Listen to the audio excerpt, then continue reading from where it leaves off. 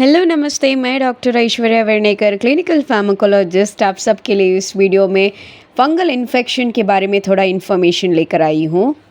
ये बहुत common infection है जो सभी लोग फेस करते हैं, लेकिन क्या करना है, क्या क्या स्टेप्स फॉलो करना है, आइए देखते हैं। पहले तो हम लोग एथलीट फुट के बारे में देखेंगे, जॉ इच के बारे में देखेंगे, ringworm infection, scalp ringworm, nail का फंगल इन्फेक्शन, स्किन का फंगल इन्फेक्शन। पहले तो ये फंगल इन्फेक्शन जनरली कौन से टाइप ऑफ फंगस से कॉज करता है और स्पेसिफिक कौन से रीजन को इफ़ेक्ट करता है उस पर डिपेंडेड है। आइदर वो डर्मेटोफाइट्स के वजह से है या ईस्ट के वजह से है, इस पे डिपेंड करता है कि कौन सा टाइप ऑफ फंगल इन्फेक्शन है। तो मोस्ट प्रोबेबली जब हम टाइप्स के बारे में देखते हैं, एथलीट फुट आता है जो हमारे फीट और टोस को इफ़ेक्ट करता है, पीलिंग और बर्निंग सेंसेशन रहता है टोस में। सेकेंड हम लोग देखेंगे जॉक इच है जो ग्राउंड थाई एरियाज पे इफ़ेक्ट करता है, इची रहता है, रेड रैश रहता है स्किन फोल्ड्स पे। थर्ड वन हम लोग अगर देखेंगे तो रिंगवर्म जैसा इन्फेक्शन होता है जिधर आर्म्स, लेग्स, ट्रंक किसी भी रीजन में हो सकता है। ये सर्कुलर रहता है, रिंग शेप की तरह, रेड रैशेस रहता है। नेक्स्ट टीनिया वर्सिकुलर में बैक और चेस्ट में इफ़ेक्ट होता है, थोड़ा सा लाइट डार्क डिस्कलरेशन स्पॉट्स रहता है। लास्ट वन कैंडिडियासिस जो हम बोलते हैं, हमारे आर्म पिट्स, ब्रेस्ट के नीचे जो हमारे फंगल इन्फेक्शन है, तो वो रॉ रहता है, रेड रैश की तरह रहता है और टाइनी बम्प्स भी दिखते हैं हम लोग।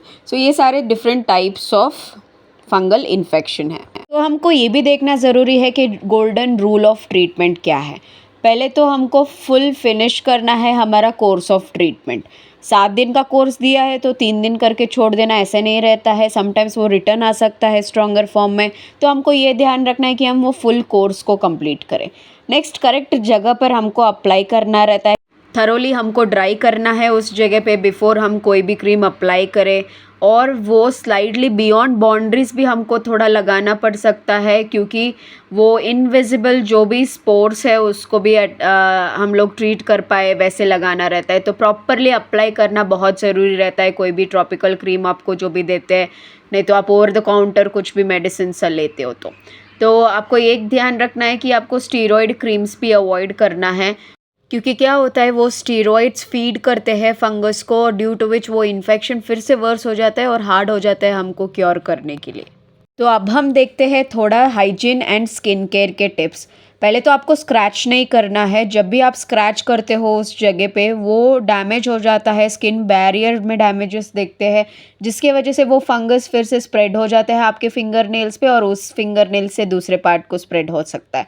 तो डोंट स्क्रैच। वो बहुत बैड हैबिट है जब भी आप फंगल इन्फेक्शन से डील कर रहे हो। दूसरा पॉइंट जो आपको याद रखना है कि आपके एरिया जो भी फंगल इन्फेक्शन हुआ है उधर ड्राई रखना है। जब आप शावर लेते हो सेपरेट टॉवल यूज़ कीजिए वो इन्फेक्टेड जगहों को पोंछने के लिए, सो दैट वो स्पोर्स जो है आपके दूसरे पार्ट को स्प्रेड नहीं होगा। और कोई भी अपना पर्सनल आइटम्स हो like towel, razor, hair brushes या शूज़ कुछ भी हो, अपने फैमिली मेम्बर्स से कभी शेयर मत कीजिए। Last but not the least, hand washing ज़रूर प्रिफर कीजिए। ऑलवेज़ जो है आपका हाथ इमीडिएटली आप वॉश कर दीजिए जब आप वो इन्फेक्टेड एरिया को टच करते हो, मेडिसिन लगाते हो। वो बहुत इंपॉर्टेंट हैबिट है कि आप इनकलकेट करो। अब आइए देखते हैं कि हमारा क्लॉथिंग और फुटवेयर कैसा रहना चाहिए। हमको ऑलवेज़ जो है लूज़ फिटिंग कॉटन क्लॉथ को प्रिफ़र करना है।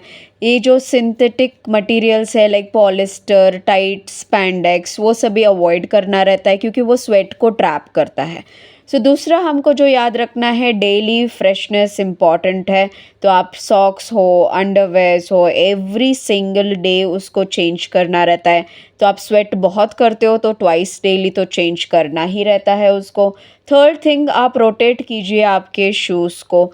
एक ही शूज़ को सेम यूज़ ना कीजिए, 2 पेयर रखिए, क्योंकि क्या होता है एटलीस्ट 24 आवर की ज़रूरत रहता है वो एयर आउट होने के लिए शूज़ से एंड ड्राई होने के लिए कम्प्लीटली।